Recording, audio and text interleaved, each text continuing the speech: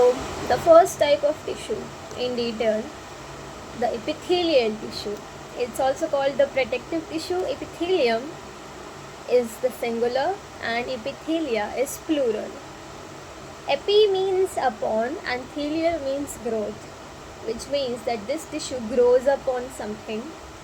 This is an avascular tissue. A means no, vascular means vessels. So this tissue has no blood vessels, no blood supply, because it protects the body. It's called protective tissue, and it forms our skin. And if we get hurt, if our skin is somehow damaged and the epithelium is damaged, we could get a lot of blood loss, and we don't want that. So that is also why we can just insert like stick a safety pin on the palm of your hand, and you won't feel like you won't be hurt. There will not be any blood unless you damage the connective tissue under it, which brings us to what it grows upon. As it's called epithelial, it grows upon something. So it grows upon connective tissue. So there is epithelial tissue, then there's connective tissue. So if you go, sometimes when you're trying to do that, you go any deeper, there's blood. That is because you've damaged the connective tissue, and that's why there is blood, because epithelial is avascular, so there is no blood supply. That's why children sometimes are able to stick a safety pin on the palm skin, because the tissue is epithelial and it has no blood supply. It still needs nutrients, and there has to be waste removal even if it does not have any blood supply. So since all of this stuff is done by the blood, how does this tissue do it? As I said, the epithelium rests upon the grows upon the connective tissue. So it derives oxygen and nutrients from the connective tissue. It takes oxygen and nutrients from the connective tissue, and the waste and oxygen, like the waste or the stupid oxygen, like the bad one, it has to remove it. So it removes that into the blood supply of connective tissue. How is this done? It's done by simple diffusion, as in stuff going from higher concentration to lower concentration. Now there is something called a basement membrane. The epithelial tissue, it grows upon the connective tissue, but there is something between those two. It rests upon something called a basement membrane. Now there is epithelial tissue, then there is the basement membrane, and then there is the connective tissue. So basement membrane is formed by both of them, connective tissue and epithelial tissue. It is acellular, and it's formed of protein fibers from the connective tissue, and epithelial tissue contributes by giving the glycoproteins needed for the formation of the basement membrane. In epithelium, the cells are compactly packed with little intercellular space. So as it provides protection, the cells have to be very compactly packed, like they can't be loose as in solids, and how solids are compactly packed, like there's no space. That's why it says it has very little intercellular space, and they are compactly packed because they need to provide protection to the body. And it also has something called a free surface. So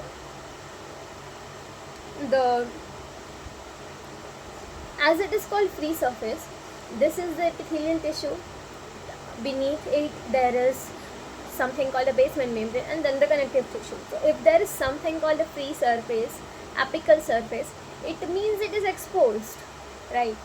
So it can't be under the tissue, as there is a membrane, there is a tissue. it will always be on the upper side. That's why it's also called apical surface. And that surface of epithelium, it always faces either the body fluid. If the epithelium is inside a body, then it is facing the body fluid, or it is facing the outside environment like a skin. So this part is, it's facing the outside environment. That's why the free surface of epithelium faces either body fluid or outside environment. And that's why the reason that it forms covering or lining of some parts of the body. That was epithelial tissue. Now, going in a bit detail, epithelial tissues, epithelium is of two types on the basis of number of layers. So there is simple epithelium and compound epithelium. Simple epithelium, it has a single layer, and compound epithelium has two or more layers. So simple epithelium, it is made up of a single layer. Then the function is diffusion, absorption, secretion. Absorption as in taking something, and absorbing something. Secretion as in giving something, secreting something. And diffusion is diffusion. As you know, higher concentration to lower concentration, there has to be some process. The process is called diffusion. All these are performed by the simple epithelium, because as it is just a single layer, all of this becomes very easy. Like, you can just quickly absorb something because it's just a single layer. You don't have to pass many layers and then you get the stuff. You just need to pass one single layer, and then you can also secrete something, give something. There diffusion can be performed. That's why this forms the lining of body cavity ducts and tubes, because a lot of absorption and secretion is going on in these parts. Then there is compound epithelium. Compound epithelium is made up of minimum 2 or more layers. The function is protection.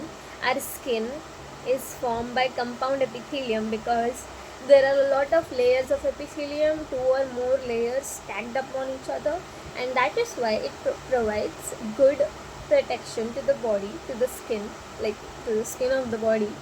And it has very little role in absorption and secretion, as there are a lot of layers and it's harder.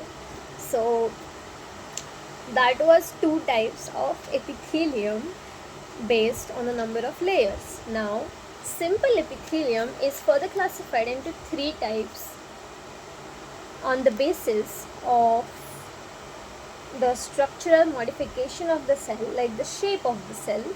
So there is simple squamous epithelium. Simple epithelium has three types: simple squamous, simple cuboidal, and simple columnar epithelium. Simple squamous epithelium is a single thin layer of flattened cells, irregular boundary.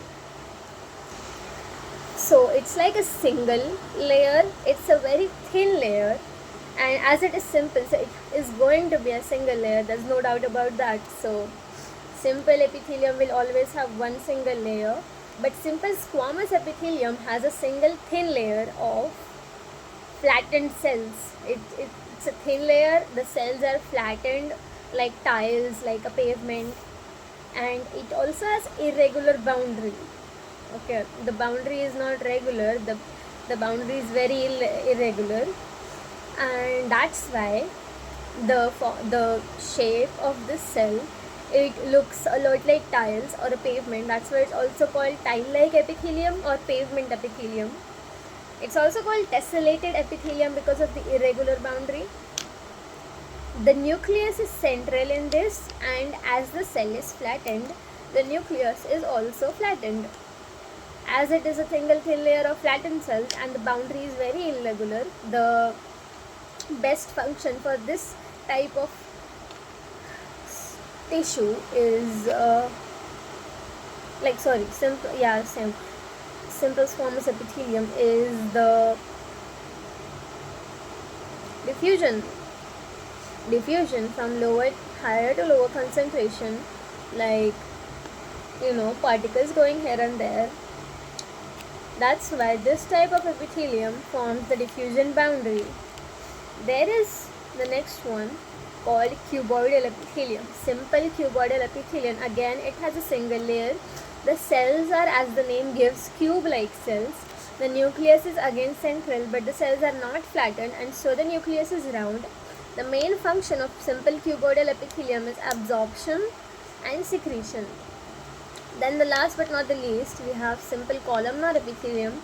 It's again a single layer because it is simple epithelium. Simple epithelium has one layer.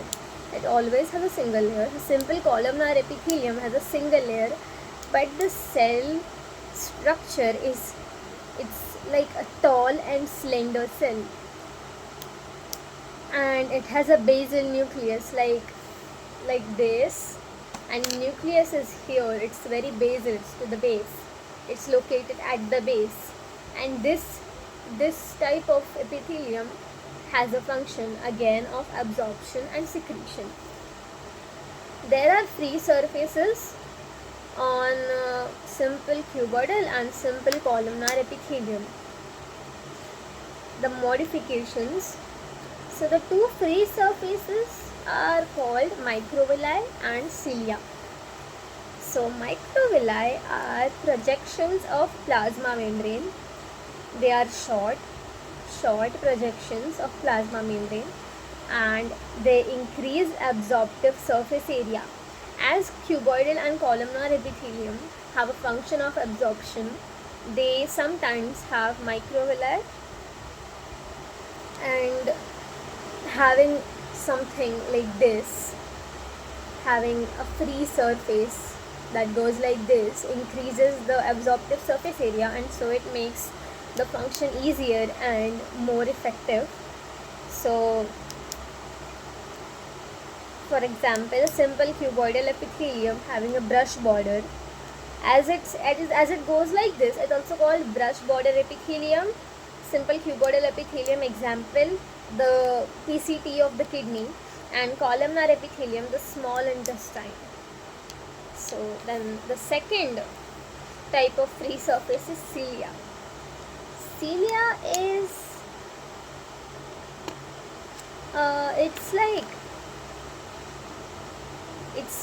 it's a free surface.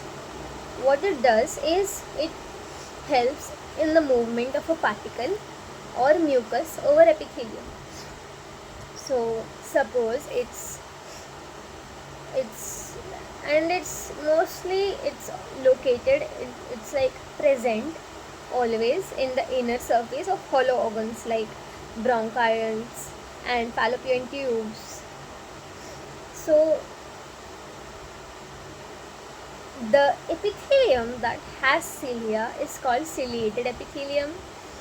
Small bronchioles have simple cuboidal epithelium, and large bronchioles and fallopian tube has simple columnar ciliated epithelium. Some examples for simple epitheliums would be, like the three types of simple epitheliums would be, so simple columnar epithelium, we got intestine and stomach. Simple cuboid epithelium, as the function is secretion and absorption, we, as given in NCERT, tubular parts of nephron, as in the BCT and PCT, which has the brush border microvilli, ducts of glands, etc. Simple squamous epithelium examples are the Bowman's capsule and the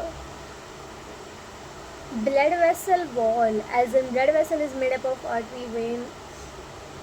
So the wall of the blood vessels is made up of simple squamous epithelium, and that's kind of it. Yeah, that was simple epithelium. Yes.